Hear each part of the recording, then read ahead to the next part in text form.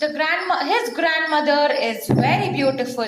She hobbled about the house in spotless white with one hand resting on her waist to balance her stoop and other telling the beads of her rosary. So here the writer is telling how she walked, how she moved around in the house. She always kept one hand on the waist in the sense as see when you see somebody telling we read magazines, right? In magazines we find those models to keep their hand on one waist and walk on the ramp. Yes. So here also grandmother also always kept her hand on waist and the other hand was having the rosary. Rosary is nothing but kind of their string of beads where they recite whatever prayers they have, as we do our tasbih, right? That is, for us it is tasbih, for Christians it is rosary.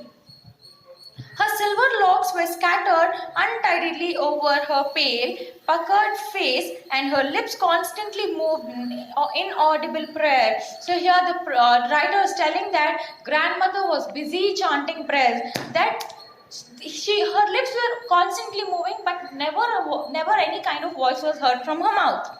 Yes, she was beautiful. She was like the landscape in the mountains, an expanse of pure white serenity, breathing peace and contentment. So here the poet is telling, the writer is telling us that she was beautiful, like that white. She was very beautiful, and she used to wear white clothes, and she would always represent peace.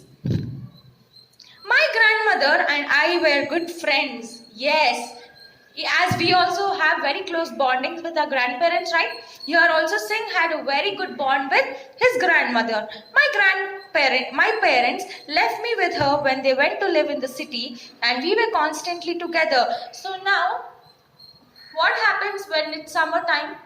We all run to grandparents' house. We don't want anybody, only grandparents. Yes. So here also it was the same phase of his life where Singh's parents went to city to get settled. So they left Singh with his grandmother. She used to wake me up in the morning and get me ready for school. See how well the grandmother is looking after Singh. That she every day she woke him up. She dressed him up so well and sent him to the school. She said her morning prayer in a monotonous sing song while she bathed and dressed me in the hope that I would listen and get to know it by heart. So here the writer is telling that she used to tell the prayers in such a way that she made sure that my prayers will be heard by Singh, and one day he will surely learn it by heart without sitting and by memorizing it. He himself will listen and learn it by himself. Then she would fetch my wooden slate, which she had already washed and plastered with yellow chalk. This means olden days, what we never had books, papers and all. When we went to school, very first thing we learn in school is to write on a slate. That is small piece of board, and we'll have those chalks. We don't have the thick chalks. Those thin chalks will be given, and with the help of that, we'll start writing. So here, the grandmother also used to clean the slate, keep chalks, everything in the bag, and send him to school. Tiny earthen ink pot and a red pen. Tie them all in a bundle and hand it to me. After a breakfast of thick stale chapati with a little butter and sugar spread on it, we went to school. So every day's breakfast was chapati with butter and sugar. And after having breakfast, grandmother used to go drop Singh to school. She carried several stale chapatis with her for the village dogs. Not only the grandmother was looking after family, but also she was very concerned about animals.